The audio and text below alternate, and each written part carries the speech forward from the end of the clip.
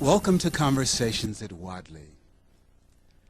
This is one of those rare occasions when the Wadley community, the village of Wadley, has the opportunity to sit in the presence of an esteemed elder.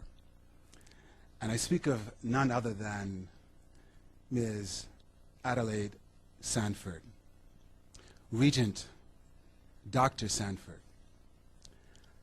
It has been said that we define ourselves in relationship to our heroes and sheroes. And this is a hero, shero. So I feel humbled and blessed to sit in the presence of this august elder. I'd like to welcome you to the village of Harlem. There are individuals who, for whatever reasons, may not be aware of who you are. So if you please, I'd like us to begin with a brief biographical sketch of you. Oh, golly. I think first that I should tell you that I answer to the name Adelaide Luvinia Hines Sanford. If you call me any of those names, I would answer. But in reality, I can never know what my name is. I can never know what my ancestors would have called me. For the names that I have are names that grew out of the experience of chattel slavery in this country. So I answer to that name, but I've often wondered, what would my name have been if my grandparents, who were chattel slaves in this country, by the laws of this country, had been able to remain on the warm, moist continent of Africa? So I identify myself by saying, first of all, I am an African living in America. I am a wife, a mother, grandmother. I'm also a sister, and I'm a sister-in-law, and I have many, many, many, many children. Not just children born of my body, but children for whom I have a responsibility. For in the African tradition, an elder is more than just being old. An elder is a person who accepts responsibility, who's mandated to speak the truth, in spite of how harsh that truth may be, in spite of the fact that it may make people uncomfortable. There are people that the truth will give comfort to. So an elder in the African tradition embraces the fact that you have lived long enough to have patience, to have love for those who do not even know that they need to be loved, and that you have a responsibility to forgive those who don't even know that they need to be forgiven in order for your own self's sake. So I would tell you that I have worked in public education since 1950 when I started teaching. So this is my 54th year. And sometimes I'm embarrassed to say that I'm an educator because I don't think, for the most part, that educators have done what they should do in America. There's a wonderful passage that was written by the head of the American Indian Company. It was an organization developed by the American government to give some measure of respect and justice to the Native Americans from whom the colonizer took the land. And after 75 years, the president of that organization wrote an apology to the Native Americans. And he said, we were organized to help to build you, but we have helped to destroy you. And very often I think that, unfortunately, educators in America have not done justice by all of the American people. So I feel a deep responsibility to speak the truth in the name of education, which means education leads out of.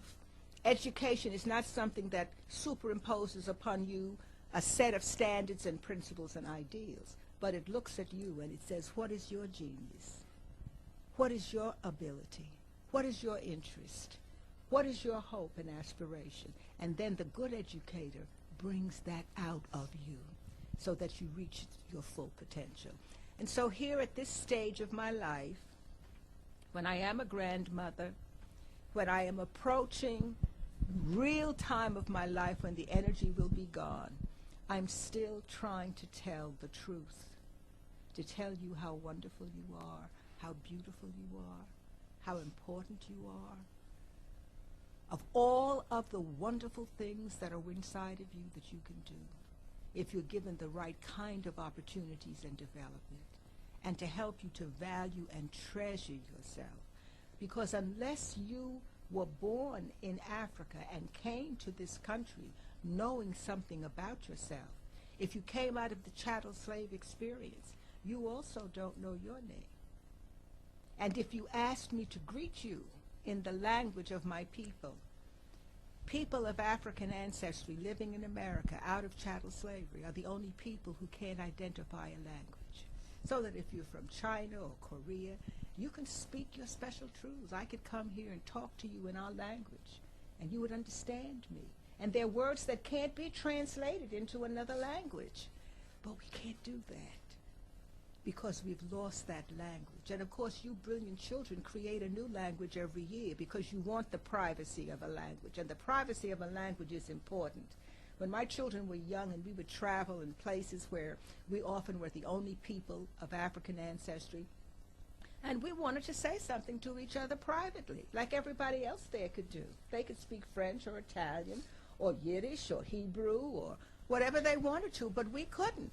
And so because we were the only ones there, people would look at us. And so we would make up a language so that we could talk to each other in public places and people wouldn't know what we were saying. And it was fun to do. And after a while, we really had a standard set of words that we would use, and we would order, and people would look at us. We don't look strangely at other people who have their own language. So all of that is to tell you what I am about. I'm an elder responsible for you. Because in the African tradition, education is a core principle. And the second core principle is responsibility for the children. So even though you've never seen me before, for the 18 years that I've been on the Board of Regents, I've been talking about you. I've been talking about your beauty. I've been talking about your handsomeness. I've been talking about your gifts. I've been talking about the promise that America must keep for you. And I've been trying to make America keep that promise. Apropos those comments, how do you assess the condition of education for children of color in the city of New York? Much, much, much off the aim. And I have spoken to the Chancellor at his invitation about this. It isn't a change in programs. It isn't a change in whether you put up a sign on the wall or whether you teach math at a certain period or reading. That's only a part of it. The main thing is, what do the people who work with the children think about the children? If you value the children, if you see their genius and potential, if you realize that they haven't had access, that their parents haven't had access to opportunities for jobs, for opportunities for making wealth, not money, but wealth. The difference between wealth and money, when you have wealth, your money makes money for you. And we haven't had access to that. We haven't had access to health services. We haven't had access to housing. So if the providers in the system understand that and see the potential and the genius of youth and understand that every place where we can compete, we win. You give any person of African ancestry a ball, a tennis ball, a golf ball, a basketball, a football, they excel, don't they? Don't they? They excel. They're not trying to close the gap between the performance of the white athlete. They're trying to set a new standard. And very often, the people who work with our children don't know that the genius is there. The same thing, the inventions, the collaborations, the scientists, the musicians that have come out of our culture have come in spite of not having access. And so the condition of education in New York City is still not providing the access that should be there.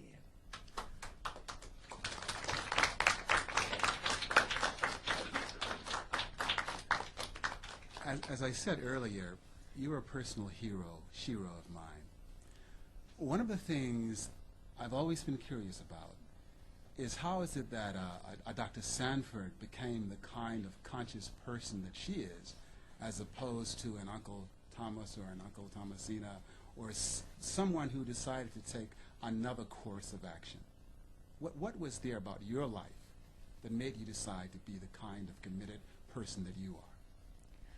I don't know if it was a decision that I made. It was a compulsion that I felt from the time that I was a child. I used to pray to be able to do something for my people. I don't know where that came from. But I do know this. The fact that my grandparents were chattel slaves and talked about their experience as chattel slaves, I had that wonderful richness of experience. And because my mother, who was one generation away from chattel slavery, knew the importance of culture and history and tradition and family, which are basic principles that came from the mouth of her mother, who knew what her life was before she became a chattel slave. It's all a part of the reservoir of what I became. When the integration came, many people of African ancestry gave up the stories of power and strength and gave up what they knew, thinking that it wasn't necessary anymore, that we were all going to be one people, and that was a great mistake. So my parents helped to keep the vision and the knowledge about who you are when you are an African person alive in me. And I think it makes a difference when you grow up in that tradition. My mother took us everywhere where there was an outstanding black person, where there was a forum, where there was a seminar, anything that she could take us to help us to understand who we were and what our people had done and the sacrifices that they made. And then also as a young child, we traveled to Mississippi to see my grandparents as long as they lived, every year. And at that time, there were no restaurants or hotels or motels where you could stop and spend the night. You couldn't even get a glass of water. You couldn't go to the bathroom. So over those 10 or 15 years that we traveled from New York to Mississippi, my mother would drive because the trains were segregated. You had to sit behind a black curtain with the soot in your face, and it was expensive, and you couldn't eat on the train. So my mother would take us in her car, the three of us, and drive from New York to Mississippi, which was about 5 days, because she'd stop at night, because you never knew when the Ku Klux Klan would be out at night. That's why many older people of African ancestry are afraid of night, because that's when the Klan rode. But the wonderful thing was every night we would stop where there was a church. She had that all mapped out. When we left one town, they would tell her the next town where there was a church. And when we got to that town and to that church, the minister and the people of that church would give us a place to stay. If they had to get out of their beds and sleep on a pallet, and they would give you lunch. If they had a watermelon patch or a melon patch, or they had ham, you'd have ham sandwiches and melon. But if they had a chicken foot in a hoe cake, they gave it to you. And that gave in my heart a love for our people. I never saw them again. I wouldn't know their names. But every year for 15 years, our people took care of us. So that gave me a deep love for our people and a trust in them and a belief in them. We were not afraid of each other. We welcomed each other. We cared about each other. And I have kept that alive in my heart. And we're blessed that you have. We're going to give these young brothers and sisters in the audience a chance to ask you some questions, but I have a couple of others with regards to what a friend of mine calls the Board of Ed. To paraphrase him, he calls the Board of Ed the Board of Dread.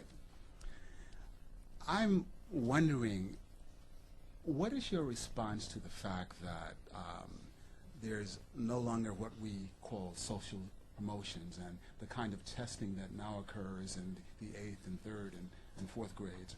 Are those kinds of things beneficial? Do they unfairly penalize children of color? Do you think that they should be continued or discontinued? I was very much opposed to the third grade instrumentality of using a single test, because suppose you didn't have a certified teacher, or suppose the teacher didn't understand you, didn't know anything about you, didn't respect you, or suppose you didn't have a textbook. There were 7 high schools in New York City where there were no labs, and the children had to take the biology regents. I felt that putting the total responsibility on the child was absolutely dangerous, because it did not divide the responsibility for pupil achievement to the system. I also felt that there is an irrevocable connection between health and academic success. So children who needed vision screening, I don't mean just near and farsightedness. I mean, could you scan? Do your 2 eyes focus the same? Can you read from right to left? Do you have mirror vision? Do you read the other way? Or do you have a hearing loss? Or do you have sickle cell? Or do you have lead poisoning? Or are there major family health problems? If the child doesn't have asthma, if the mother has asthma, that affects the child. If there is diabetes in the family, or if there is mental health problems, people who are depressed and incapacitated by depression, that affects a child. And so I felt that just using a child's score was very simplistic, very, very educationally unsound. And people who have been successful with children said that, not just children at risk or children who live in socioeconomic deprivation, but educators who work with children who have every privilege wouldn't think of using a single test score. Why, you might be allergic and have an allergic attack that day, or you may have hay fever. Anything can keep you from performing well on a test for a single day. So I was not in favor of that, and I still am not, even though I know they did give the vision screenings, because it took a long time. We don't know how many of the children had vision problems. They did not do hearing screenings, lead poison, sickle cell, juvenile diabetes, the multiplicity of health problems, and depression. In the middle schools of New York City, the greatest health issue is depression. Before these young people ask you some questions, I have another question with respect to the number of low-performing schools that exist in this city. Is there any prescription that you might prescribe or suggest to those that run these schools? Schools have been underachieving in New York City for 60 years. There wasn't the label applied to them as being low-performing. I was on the Board of Regents when the designation low-performing came. It was an interesting effort to look at a low-performing school rather than failing students, because historically it had always been termed as failing students. The reading scores were in the papers, but it didn't say that the school was low-performing. It said the children were. So you'd be surprised how long it took the Board of Regents to embrace the fact that you cannot have successful teachers, successful assistant principals, successful school boards, successful regents, and only children fail. Took 8 years to use the term low performing. Now, at the same time, when we first used that term, I visited every low performing school in the state of New York personally, because I chaired the committee. And there was a pattern. 70% of the teachers uncertified, or certified but not teaching in their certification area. No librarians in the building. Very few technological computers, microscopes. Very low level of performance. Most of the low-performing schools had no music, no art, no performing skills. So we had a pattern of the environment in a school where children fail. However, when the school was labeled no performing, for the first time the faculty and the principals did not want the title because it included them. And that's what propelled the changes. As long as it was the children that were failing, everybody was not too uncomfortable about that. But now you're saying it's a low-performing school. So that brought about the efforts to say every low-performing school must have certified teachers. They have to change the curriculum.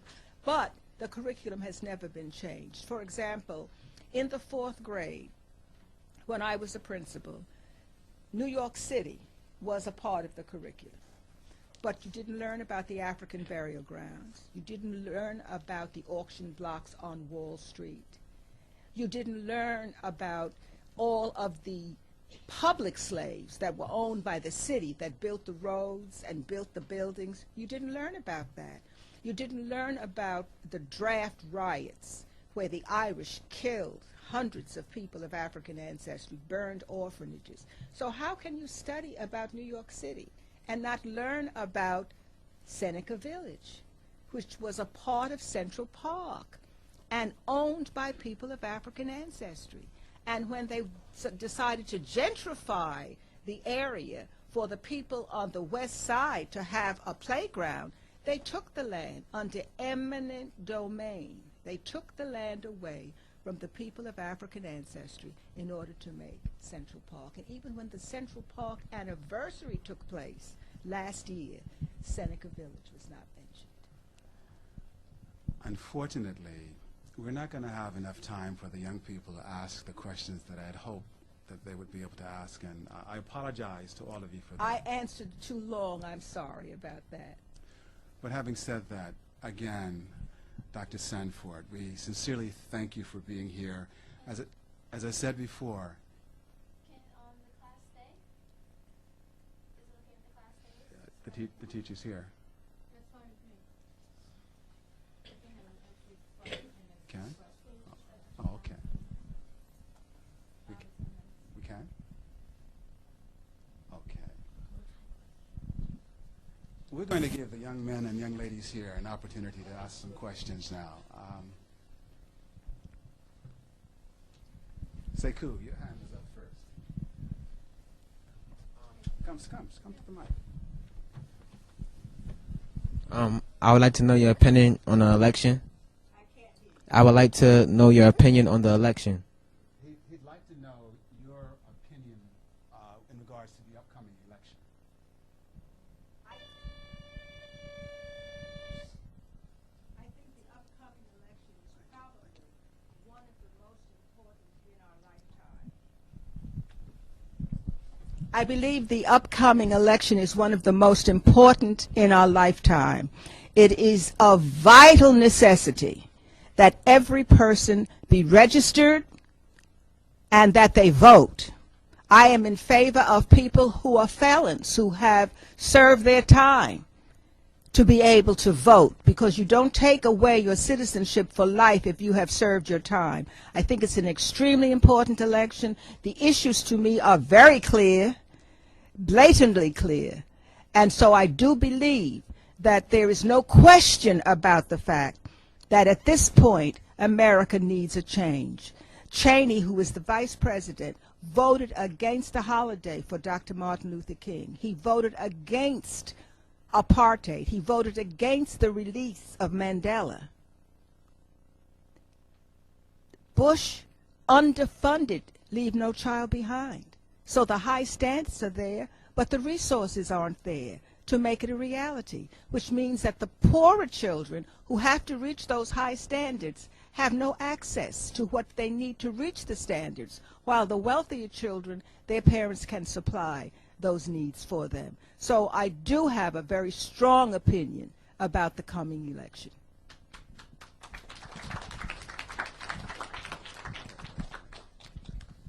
When you were a kid, who did you admire and why?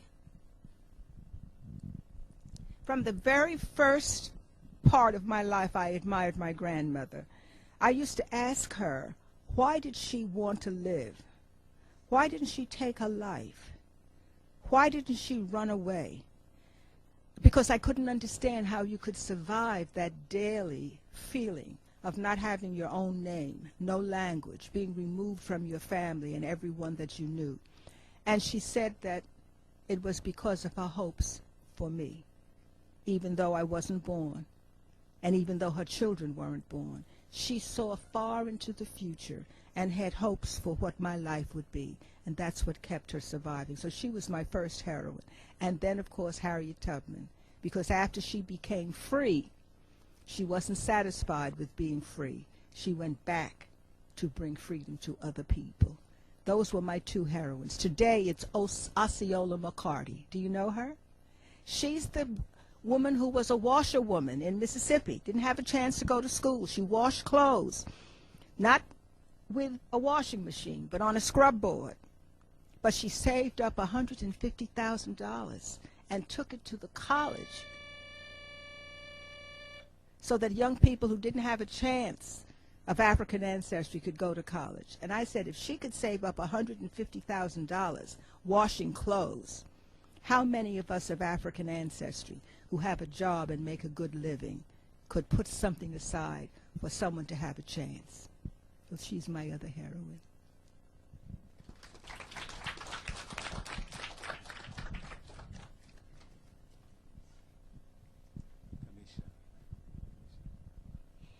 Even though you feel embarrassed about the educating, would you still like to educate kids? She said that even though you have some concerns in regards to the kind of education that our children receive, would you still feel that it's important to educate our people? Education is the only solution to many of the issues that face us in terms of poverty, in terms of being able to have a house and be able to raise your children. Education is vital. It should be the right education, but I think you have to take the education as it's presented to you and make the best of it, and then go on to educate yourself. You see, with libraries and computers now, you're not school dependent anymore. Many years ago, children only had the information that they got in school. But today, with libraries and museums and historiological associations and Schomburg Library and Langston Hughes Library and National Black Theater and Dance Theater of Harlem and the programs that you have here, you're not limited to what you learn in school. Get everything you can out of the school experience. Be as smart as you can be. Don't challenge the teacher. Let some adult challenge the teacher, and then go on and continue to be educated as long as you live. I still read.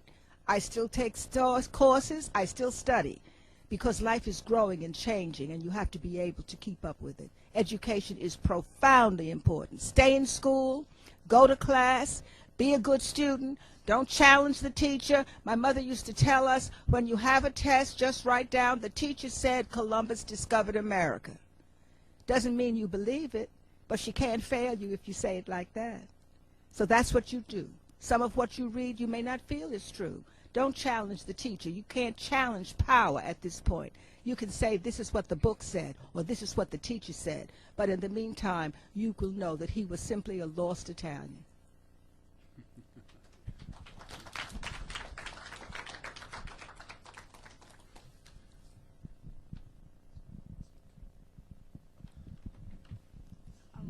Growing up, what were some of the hard times that you had? What were Some of the hard times? Some of the difficult, exactly. What are some of the difficult times that you had? One of the most difficult times in my life was a very private difficulty. My father was in the Navy, and when he came out of the Navy, my parents moved to New York. He had been at Newport, Rhode Island. That's where he was stationed when he came out of the Navy. But when he came to New York in the 20s, he could not get a job.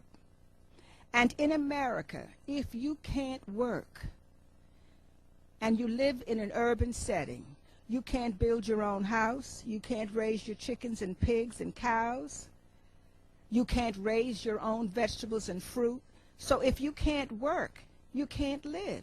If you lived in the wooded area, agrarian society, you can build your house. You can raise your food and vegetables and animals. But in New York, he couldn't work. He couldn't get a job, in spite of the fact that he was a college graduate and a veteran. And it broke his spirit. He felt less than a man because he couldn't get a job. He couldn't support his family. My mother was a gifted dressmaker, and she was able to sew and make a living.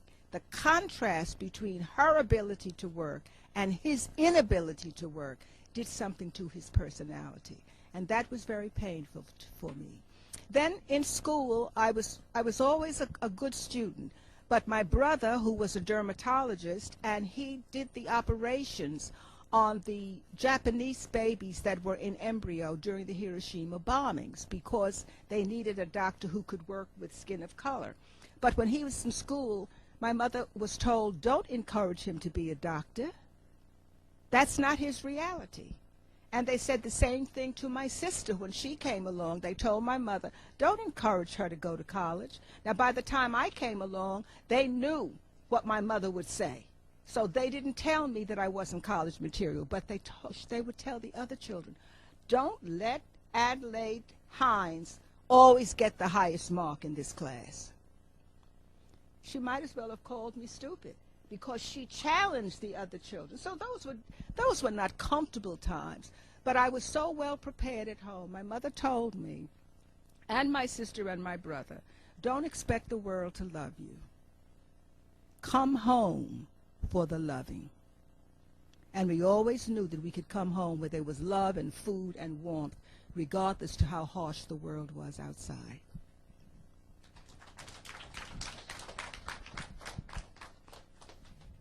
This young man's hand was up first.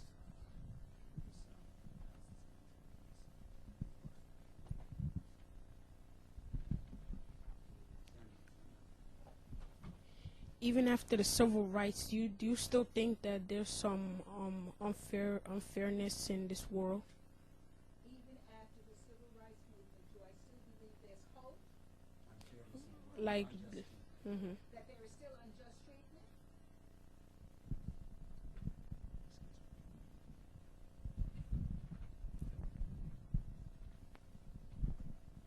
Interestingly enough, after slavery, that's when the lynching started.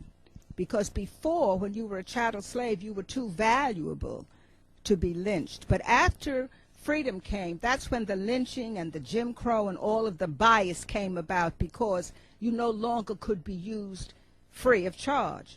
So after the civil rights movement, when more people of African ancestry came into their sense of what they had to do to be free in America, I think the historical oppressor became more entrenched. And so racism became more subtle, such as not giving the children in the urban settings teachers that were qualified and that understood them. It became more subtle, but very, very much more entrenched. So I do believe that after the civil rights movement, there were those who felt it's going to be all right now.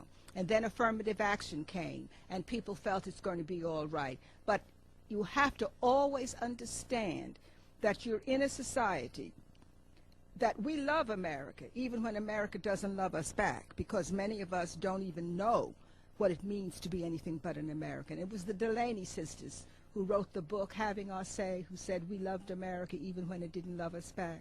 So while we love America, we have to understand this country was based on taking the land away from the Native Americans, breaking every treaty that they ever made, taking their children away from them, cutting their hair, forbidding them to speak their language, and then chattel slavery, where the economic base of this country was built on free labor. We have to understand that. And the answer to that is you will always have to struggle. It will never be over. Not in my lifetime. And your lifetime, you will have new struggles. But the struggle makes you strong, just like exercise makes you strong, and practice makes you strong. The struggle will make you strong, but it will be a struggle.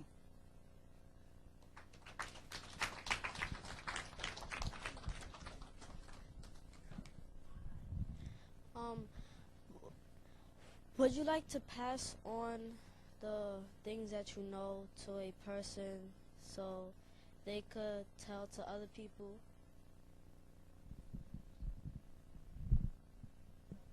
I would, if the people thought it was valuable enough to pass it on. Many people have asked me to write down some of my thoughts, and I'm trying to do that. I'm trying to write them down, so if there are people who would like to read what I think and what I've said, it would be available to them. But it's a compliment for people to tell me that they want me to write it so that it can be a part of what they can share with their children and grandchildren.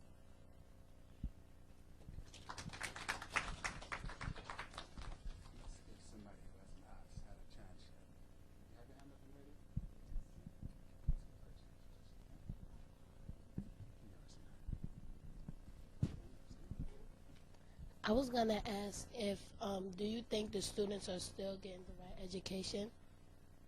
If the students are still Getting the proper education?